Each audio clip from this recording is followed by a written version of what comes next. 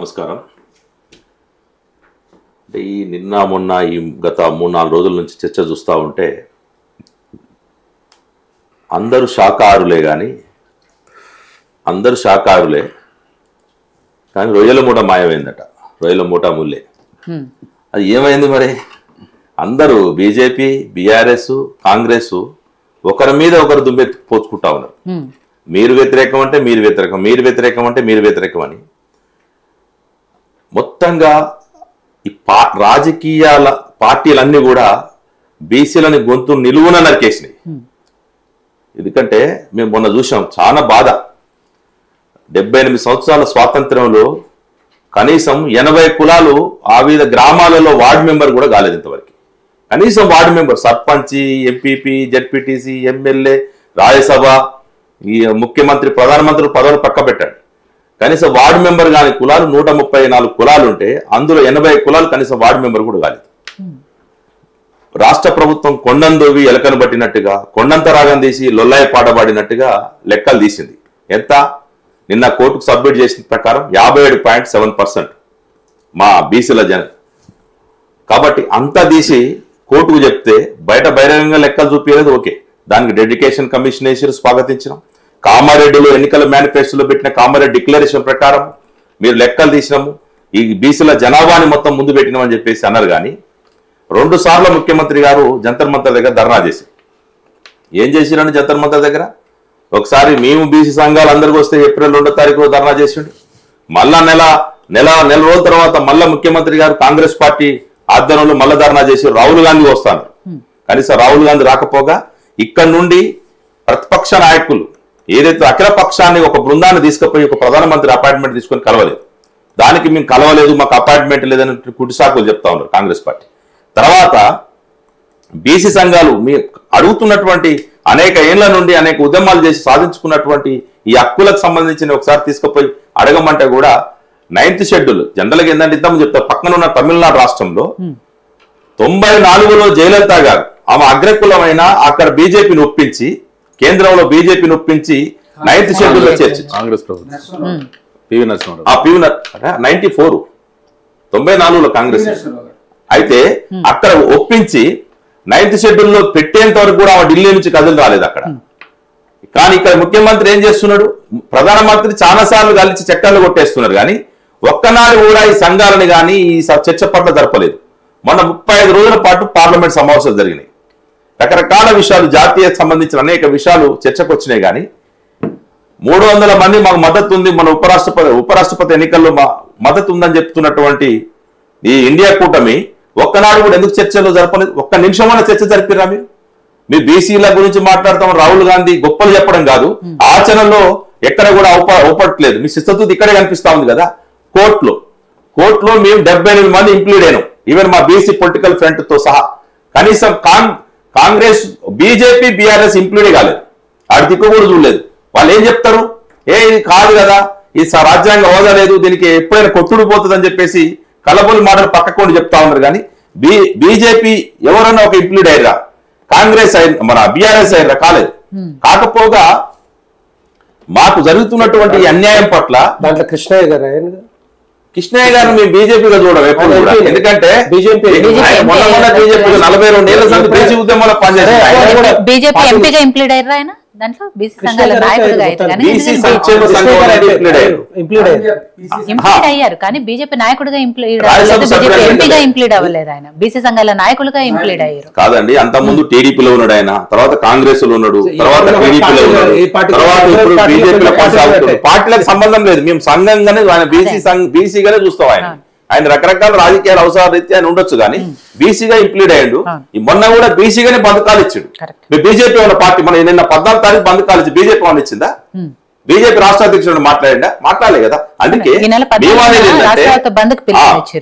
ఇంకొక పార్టీ చరిత్ర చెప్తుంది. రొయ్యల మూట మాయమైందంటే ఎవరు తిన్నారు అనే కాడ రొయ్యల మూట, అందరు శాఖారులే కదా. మరి మా బీసీల మూట ఎడు మాయమైపోయింది అనే కాడ చర్చ జరుగుతుంది. అంటే బీజేపీ ఉంది, ఈడబ్ల్యూఎస్ అని ఒకటి పెట్టారు, ఎకనామికల్ గా బ్యాక్వర్డ్ సెక్షన్స్ అన్న, వీకర్ సెక్షన్స్ అని. దాన్ని ఏం చేసిరు? 2019లో జనవరి 7వ తారీఖు రోజు చర్చ పెట్టారు.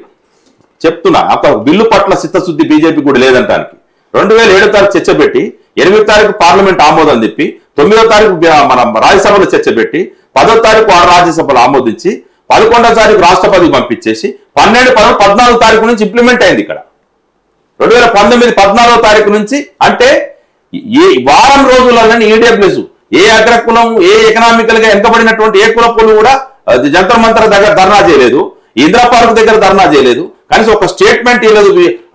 అగ్రకులంలో వెనుకబడిన కుల వాళ్ళకి ఆర్థికంగా వెనుకబడిన వాళ్ళకి రిజర్వేషన్లు ఇవ్వాలని చిత్తశుద్ధి ఉంటే వారం రోజులలో మీరు ఆ బిల్లు ఆమోదించినప్పుడు ఇప్పుడు ఇన్ని రోజులైతా ఉంది.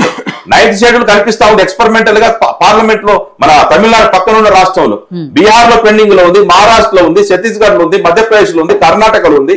కానీ తెలంగాణలో 8 మంది ఎంపీలు ఇచ్చారు కదా, ఇక్కడ తెలంగాణ బీసీలు ఓట్లేదా 8 మందికి? 8 మంది కాంగ్రెస్ వాళ్ళకి మేము ఓట్లేదా? 8 మంది ఎమ్మెల్యేలకి మేము ఓట్లేదా? మేము 56%, 57% ఉన్నటువంటి బీసీలని కాంగ్రెస్ బీజేపీ ముక్కుమ్మడిగా మమ్మల్ని మోసం చేస్తా ఉంటే మేము ఈ అన్యాయాన్ని ఎట్లా ఎదిరించాలని కాడ అనేక బీసీ సంఘాలు తర్జన భర్జన పడతా ఉన్నాయి. రెండింటి పట్ల స్పష్టత లేదు. బీఆర్ఎస్ సంఘాలు చూస్తా ఉన్నాం. 2019లో 34% కొనసాగేటువంటి రిజర్వేషన్ ని 23 తీసుకొచ్చింది ఎవరండి? బీఆర్ఎస్. మొత్తం తగాని సగం పడిపోయారు మా సర్పంచులు, ఎంపీటీసీలు, ఎంపీపీలు, జడ్పీటీసీలు మొత్తం కూడా. ఒక్కనాడు కూడా మాట్లాడలేదు. మీరేమైనా బీసీల పట్ల చిత్తశుద్ధి ఉంటే 44 మంది రెడ్లకి, తర్వాత ఎలమలకి, మన మన మన ఖమ్మాలకి సీట్లు ఇచ్చారు. కానీ ఎంతమంది ఇచ్చారని మీరు బీఆర్ఎస్ ఒక్క బీసీలకు ఎంతమంది? 23 సీట్లు ఇచ్చారు. మేము ఎంతమంది ఉన్నాం? మాకు ఎంత రావాలన్నమాట? 57% అన్నా కదా. మేమెంత ఉన్నామో అంత ఇవ్వాలి. అగ్రకులాలు మీరే పంచుకొని ఎమ్మెల్యేలు ఇచ్చే కాడియారు, కార్పొరేషన్ చైర్మన్ల కాడియారు, మిగతా ఎమ్మెల్సీలు లేవు, రాజ్యసభ సభ్యులు. ఒక పరిపాలన అనేది ఆ పద్ధతుల్లో నడిపి మళ్ళీ ఇప్పుడు మాట్లాడుతూ ఉంటే ఈ రోజు మేము అనేది ఏంటంటే బీజేపీ కానీ బీఆర్ఎస్ కానీ కాంగ్రెస్ కానీ బీసీల పట్ల చిత్తశుద్ధి లేదు. అందుకే స్పష్టంగా మా గొంతును ఈ కాంగ్రెస్ పార్టీ నరికింది, బీజేపీ నరికింది, బీఆర్ఎస్ నరికింది. మొత్తం కూడా మమ్మల్ని కనీసం సర్పంచులుగా 90% గ్రామాలలో ఉంటారండి. బీసీలలో అన్ని కులాలు, బీసీ, ఎస్సీ, ఎస్టీ, మైనార్టీలు 90% ఉన్నారు. 90% ప్రజలకి ఎవరు పరిపాలించుకోవాలి? మేము మా గ్రామ ప్రజల్ని మేమే పరిపాలించుకోవాల్సిన అవసరం ఉంటుంది కదా. పోలీస్ స్టేషన్ లో కేసు అయినా, ఎంఆర్ఓ ఆఫీసులో ఏమైనా ఇబ్బందులు ఉన్నా, ఆర్డీఓ ఆఫీసులో ఇబ్బందులు ఉన్నా, కలెక్టర్ ఆఫీసులో ఉన్నా, గ్రామాల్లో ఉన్నటువంటి లీడరు, వాడు బీసీలలో ఉన్నటువంటి లీడరు, ఆ ప్రజలకు నాయకత్వం వహించేవాడు, వాడి సమస్యల పట్ల వాడికి క్షుణ్ణమైన అవగాహన ఉంటుంది. అక్కడ కూడా మేము అగ్రకులాలే ఉంటాం అని చెప్పేసి రెడ్డి జాగృతి పేరుతోటి కేసులు వేసి మమ్మల్ని ఇబ్బంది పాలు చేస్తా ఉన్నారు. ఈ అగ్రకులాల్లో ఉన్నటువంటి బీసీల పార్టీలో ఉన్నటువంటి అగ్రకులాల నాయకత్వం అంతా కూడా ఈరోజు మా మీద కక్ష కట్టింది. వాళ్ళే బ్యాక్ ఉండి ఈ పార్టీ అయినా ఆయన ఫోటోలు చూపిస్తాడు. చిట్టంగారి మాధవరెడ్డి ఎవరండి? మొన్నదానిగా మోడీ ఎమ్మడి తిరిగినట్టు కిషన్ రెడ్డి ఎమ్మడి చూపించిండు, తర్వాత రేవంత్ రెడ్డి గారు ఎమ్మటి అందరి ఫోటోలు పెట్టు, నా మీద కాదని ఫోటోలో పోటీ పడి అతన్ని ఏదో ముద్దా చెప్పి పాప చిన్న పిచ్చుక వీళ్ళు ఆడుతున్న నాటకంలో ఆయన పావు తప్ప మొత్తం కూడా బీసీలని ఈ స్థానిక సంస్థల్లో 90% ఉన్న జనానికి పరిపాలించేటువంటి హక్కు లేదని చెప్పి చెప్తా ఉన్నారు. మేము నిన్న ఆ కోర్టు కాడ చూసాం. వాళ్ళకు సంబంధించిన వాళ్ళు సంబరాలు జరుపుతా ఉంటారు. మాకు అసలే రక్తం ఉడుకుతా ఉంది, కానీ ఏం చేస్తాం? మా ఒక పక్క మా బాధ ఉండి 78 ఏళ్ల నుంచి చట్టసభలకు ఎట్లా మాకు అవకాశాలు లేవు. మొన్న ఇచ్చినట్టు మహిళలు 33% రిజర్వేషన్లు కూడా ఏబీసీ కోట పెట్టలేదు. మళ్ళా దొరసాన్లే మళ్ళీ అల్లపై కూర్చోవాల్సిన పరిస్థితి వస్తుంది. మహిళలకు కూడా అల్ల లేదు, చిత్తశుద్ధి లేదు. ఏ కోణంలో చూసినా అన్ని పార్టీలు ఒకటైపోతా ఉంది. రాహుల్ గాంధీ గారు కావచ్చు, మోడీ గారు, బీజేపీ మా బీసీ ప్రధానమంత్రి అంటారు. ఏం చేసిండు? ఏమనంటే ఇది ముస్లింలతో కూడుకున్నటువంటిది ఉంది కాబట్టి ముస్లింయేతర వాళ్ళని తీసేస్తే మేము రిజర్వేషన్లు మేము చట్టసభ పార్లమెంట్ లో ఆమోదిస్తా ఉంటాం. ఈ రోజు నా దగ్గర వీడియో ఉన్నాయి, చెప్తా. ప్రధానమంత్రి గారు మాట 70 కులాలతోటి గుజరాత్ లో రిజర్వేషన్లు కొనసాగుతున్నాయి. ముస్లింల రిజర్వేషన్ స్టిల్ నా దగ్గర మోడీ గారు ఉన్నది, మీకు పంపుతా. ఇప్పుడు ముందుగా ప్లే చేశారు. 70 కులాలు ముస్లింలనే ఉన్నారు. ఇప్పుడే కాదు, దగ్గర 30-40 సంవత్సరాల సంధి ముస్లింలు, దూదేకులు, ఫకీర్లు, మన కాశీలు వీళ్ళందరూ కూడా ముస్లిం ఉండడానికి ముస్లిం బుర్కేసుకొని వాళ్ళు ముస్లిం వేసేదారు ఉంటారు కదా. మొత్తం బీసీ కల్చరే ఉంటుంది వాళ్ళ దగ్గర. వాళ్ళని కూడా మీరు ముస్లిం వాళ్ళ పేరుతోటి రాజకీయంగా వాడుకునేటువంటి హిందూ పోలరైజం పేరుతోటి మళ్ళీ ఈ రాజకీయం చేస్తా ఉంటారు. మీరు అసలు చిత్తశుద్ధి ఉన్నప్పుడు అసెంబ్లీలో బిల్లు పెట్టినప్పుడు ఎందుకు వ్యతిరేకించలేదు? ఇదే బీజేపీ. మీరు అనొచ్చు కదా, ఈ ముస్లిం లేకుండా మీరు బిల్లు పెట్టండి అని. బిల్లు ఆమోదింపజేస్తారు, విద్యా ఉద్యోగాల బిల్లు ఆమోదింపజేస్తారు, గవర్నర్ దగ్గర పెండింగ్ లో పెడతారు, రాష్ట్రపతి దగ్గర పోనీయరు, పార్లమెంట్ లో చర్చ జరపడానికి ముందుకు రారు. అన్ని అంశాలు ఉన్నాయి. మీరు ఏంటంటే కర్నూలు సాగుకు 1.25 లక్ష కార్లు అన్నట్టుగా మూటల ముల్లే ఈ 3 పార్టీలు ఈ శాఖాహారులు అని చెప్పుకొని ఎవరు తిన్నారు? అనేటువంటిది చర్చ ఉంది. కాబట్టి ఈ మూడు పార్టీలు ముద్దాయిలే. కాబట్టి మేము కథన రంగంలో చెప్తాం. చాలా మంది నిన్న మొన్న చూసాం, మా వాళ్ళందరూ సిద్ధంగా ఉండే 42% అయింది. ఏ గ్రామం ఎంత రిజర్వేషన్ ప్రకటించారు, అంత అయిపోయిన తర్వాత నోటిఫికేషన్ కూడా వచ్చింది.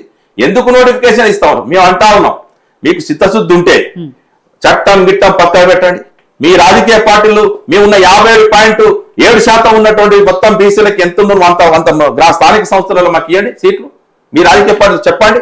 కాంగ్రెస్ పార్టీ ఆ విషయం అయితే చెప్పింది కదా, కాంగ్రెస్ ఇవ్వండి, బీజేపీ అండి, బీఆర్ఎస్ 40% అయితే పార్టీ తరపున ఇస్తాము అని వాళ్ళు చెప్పారు. కానీ సరే, సుప్రీంకోర్టులో ఏం జరుగుతుంది అని చూద్దాం. డిస్కషన్ కంటిన్యూ చేసే ముందు చిన్న